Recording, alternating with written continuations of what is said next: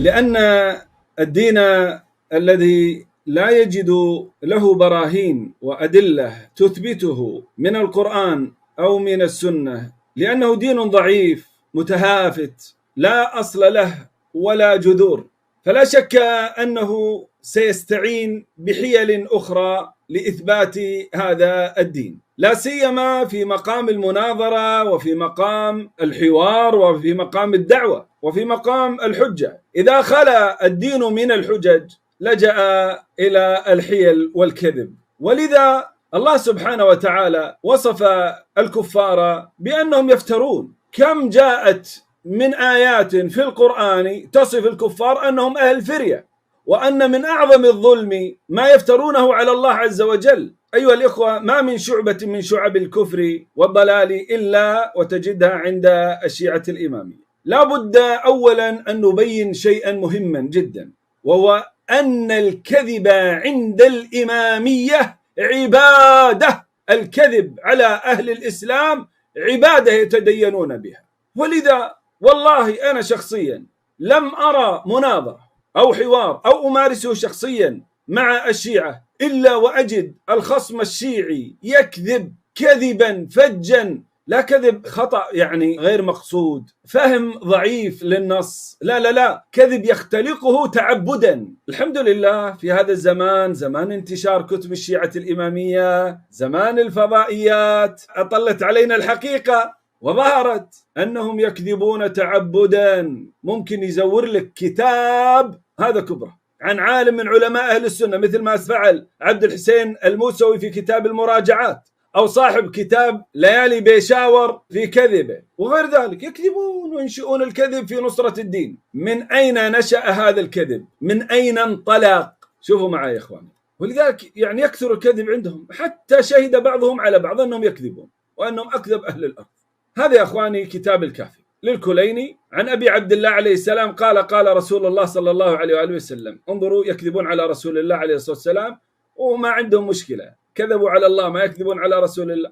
قال: إذا رأيتم أهل الريب أو الريب والبدع من بعدي فأظهروا البراءة منهم وأكثروا من سبهم. لاحظوا اللي يسأل يقول ليش الشيعة عندهم بذاءة في السب على المسلمين؟ هذا هو المنطلق من هذه الرواية وأمثالها. وأكثروا من سبهم والقول فيهم والوقيعة وباهتوهم. يا باهتوهم هذه حطوا عليها 1000 مجهر، 1000 مكبر، لأن المعممين يعملون بها حينما يتصارعون فيما بينهم وينظر بعضهم إلى بعض على أنه صاحب بدعة يبهته، حينما المرجع يرد على مرجع آخر يرى أنه ضال يبهته، حينما يناظرون أهل السنة يبهتونهم. تدريش معنى يبهتونهم؟ يعني يتعمد الكذب عليهم، يقول فيهم ما ليس فيهم، يقول فيهم ما ليس فيهم. يعني مثلا يقول فراج الصهيبي هذا ألف كتابا اسمه كذا كذا يشتم فيه الأئمة وإلى آخره مثلا، وهذا يجوزونه لنصرة الدين.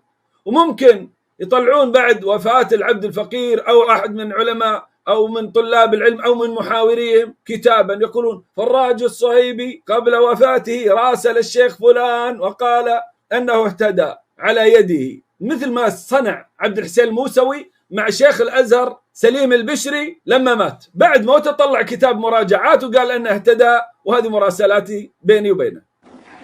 هذه كتاب المراجعات طبع ونشر بعد وفاة الشيخ سليم البشري، توفى سنة 1935، والسيد عبد الحسين شرف الدين نشر كتابه سنة 36، يعني بعد وفاته بسنة.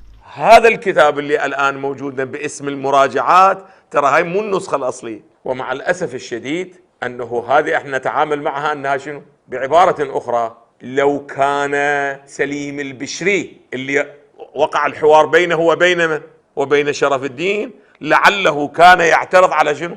لماذا؟ لما في مقدمة الكتاب أعزائي. التفت، يقول: لقد كان الحوار التاريخي لهذين العلمين العيلمين من علماء المسلمين شرف الدين والبشري، يعني سليم البشري، قبيل الحرب العالمية الأولى ب3 سنوات تقريبا، غير أن نصوص هذا الحوار الهادئ والفريد من نوعه قد انتهبت أو أحرقت مع جملة من نفائس الإمام شرف الدين. فالنسخة الأصلية موجودة لو ما موجودة. هو ماذا يقول؟ يقول بالأخير: غير أن الله سبحانه قد من عليه بالتوفيق، فشرف الدين فأعاد صياغة مضامينها واستيعاب بحوثهما بما هو قريب من الأصل. قال هيك جاوبني. هو قد يكون سليم البشري حي يقول لا أنا ما إيش ما قلت، أنا قلت شنو؟ هذا فهمك كان من عبارتي. بعد حجة مولانا عليه لو مو حجة؟ أن المحاكمات حسب تعبير منه؟ تعبير شرف الدين، أن المحاكمات التي جرت بيننا موجودة بين هاتين الدفتين بحذافيرها مع زيادات اقتضتها الحال. إذن أكو زيادة ونقيصة لو ما موجودة، وربما جر إليه السياق على نحو لا يخل بما كان بيننا من الاتفاق. هذا بحسب فهمك ونظرك لا بحسب فهم من؟ سامع إلى الآن مولانا أي واحد يحكي على المراجعات؟ أبدا. ليش؟ لأنه إذا قال هالشكل بعد يصير حجة على البشري أو ليست بحجة. والله ما استطاع البشري أن يجاوب. من يقول؟ شو تسوي في مثل هذول؟ ما الحل فيهم؟ المهم نرجع إلى الرواية. لاحظوا يا جماعة: باهتوهم وباهتوهم كي لا يطمعوا في الفساد في الإسلام ويحذرهم الناس ولا يتعلموا من بدعهم، يكتب الله لكم بذلك الحسنات ويرفع لكم به الدرجات في الآخرة. ولذلك السباق على إيش؟ على الكذب. اكذب، الجنة فوق راسك.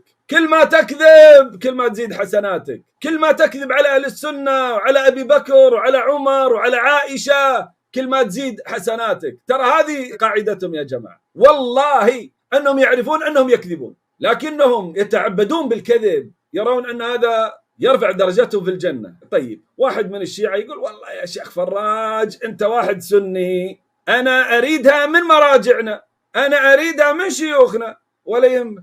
خذوا هذا رشيد الحسيني.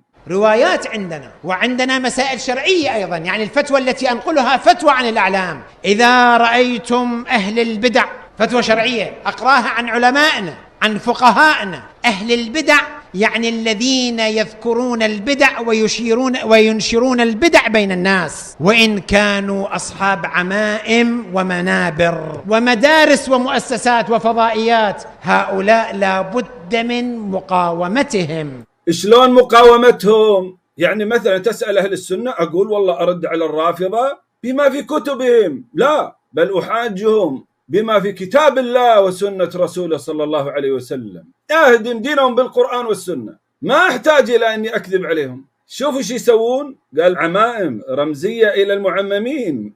صراع داخلي وخارجي من باب أولى. وفي بعض الأحكام الشرعية لا بد من مباهتهم، يعني أن نبهتهم. نبهت يعني شنو مولانا؟ يسألون السيد الخوئي: سيدنا أن فلان يشيع قضايا فاسدة بين الشباب باسم الدين، يجوز لنا نكذب عليه ونقول للناس هذا يسوي فلان شيء وفلان شيء هو ما مسوي؟ نقول للناس هذا مسوي فلان شيء وفلان شيء هو ما مسوي. يعني شنو؟ يعني بهتان. نبهته يعني نكذب عليه. السيد الخوئي يقول باسمه تعالى: نعم يجوز مباهتهم، أن نبهتهم ونكذب عليهم حتى الناس يبتعدون عنهم. أهل البدع، أهل الضلالة، أصحاب المدارس الفاسدة، أصحاب الرؤى المشتتة والمفرقة للأمة، هؤلاء لا بد من إبعادهم، ولو بأن ننشر عليهم أكاذيب حتى الناس يبتعدون عنهم. واقع هكذا. شايفين يا أخواني من وين جايبين هذا الكذب؟ من الخوئي، من المراجع، من دينهم، من مراجعهم. ولذلك يا أخواني والله من المناظرات اللي شفناها فضائيا، خلوكم من الكتابية أو الكتب يعني عموما، لأنهم الكذب في كتبهم كثير كثير كثير جدا، لا القديمة ولا المعاصرة. احنا نتكلم عن الفضائيات. والله من قناة المستقلة إلى يومنا هذا والله وبالله وتالله ما رأيت مناظرة بين سني وشيعي إلا وجدت الشيعي يتعمد الكذب، مو يخطئ في النقل، مو يتوهم، لا يتعمد الكذب. من وين جايب هذا الكلام؟ من هذه. أبي أوريكم مقطع ثاني، وضروري تشوفون هذا المقطع وتتأملونه إخواني. هذه مو اعترافات أو اتهامات سنية أو اعترافات ناس من عندهم صغار، لا، على مستوى المرجعية. باب الإفتاء للسيد الخوئي، صراط النجاة في أجوبة الاستفتاءات، اللي في المقدمة يقول أستاذنا الشيخ مرزا جواد التبريزي أنه كل ما لم أعلق عليه شنو؟ موافق عليه. رقم السؤال 1245: هل يجوز الكذب على المبدع، يعني صاحب البدعة، أو مروج الضلال؟ هذا الباب هواي مفتوح لمن يريد، بس التهمة شنو؟ ضال. إذن ابدي شنو؟ تعال افتح في مقام الاحتجاج عليه إذا كان الكذب يدحض حجته ويبطل دعاويه الباطلة، إذا توقف رد باطله عليه شنو؟ اقرأ مولانا. جاز، مو بس جازة، بل أفضل شنو؟ أفضل القربات.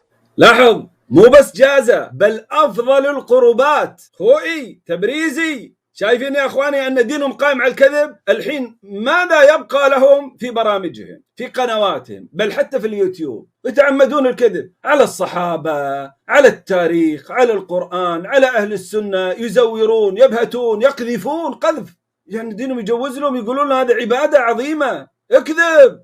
شايفين يا أخواني؟ يلا نكمل مع كمال الحيدر. السائل كاملا دقيق واقعا يسأله بمضمون الرواية 1246: هل يجوز سب أهل البدع والريب، هذا الذي ورد في صحيحة داود بن سرحان، ومباهتتهم والوقيعة فيهم؟ إذا تبين المباهتة شنو هي يا عزيزي؟ بهتان، مو إقامة الحجة. بهتان، مو إقامة الحجة. العبادة مو إقامة الحجة والرد عليهم، لا، الكذب عليهم، الافتراء عليهم، أن تكذب عليهم بأن تقول فيهم ما ليس فيهم، وأن تقولهم ما لم يقولوه تعبدا. ولذا أطنان من الكذب في كتبهم، في فضائياتهم، حتى اليوتيوب. كمل. بهتان، مو إقامة الحجة، بقرينة أنه يقول ماذا؟ والوقيعة فيهم، وهناك يقول كذب عليهم.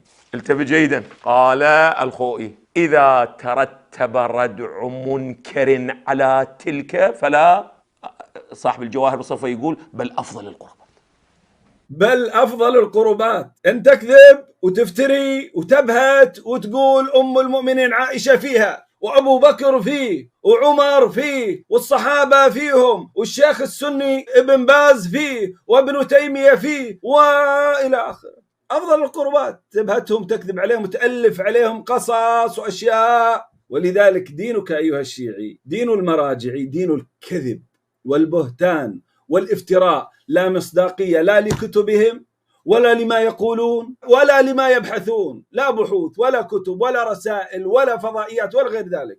كذب، دين قائم على الكذب وعلى البهتان. عد بينكم وبين الله بعد تنفع لها 1000 مؤتبر للتقريب أو لا ينفع. لماذا؟ لأنه يقول بابا هذول اللي ينافقون، هذول يسوون تقية علينا، يكذبون علينا، لأن الكذب عندهم ما هو؟ من أفضل القربات. من أفضل القربات، نعم، هذا دينهم، اكذبوا على أهل السنة، ومن أفضل القربات أن تكذبوا عليهم. شو تسوي بهذا الدين؟ طبعا من وين جايبين الكذب هذا؟ جايبين أخواني من كتبهم، من روايات في الكافي. الكافي اللي هو صاحبه أصلا أكبر كذاب، الكليني، علمهم شلون يكذبون على الآخرين أيضا. شلون يا أخواني ندخل مع هؤلاء في حوار، في مناظرة، في غير ذلك؟ هم لا مصداقية لهم. لما نقول دين الكذابين، دينك يا شيعي قائم على الكذب، كتبك قائمة على الكذب، دينك كله أكذوبة. هل نحن من قال ذلك أو اتهمهم بذلك؟ لا، الذي قال ذلك هم الشيعة أنفسهم، المراجع أنفسهم. راجعوا الكتاب اللي قرأ منه كمال الحيدري، راجع كلام رشيد الحسيني وهو ينسب إلى مراجع كثير، رواية باهتوهم.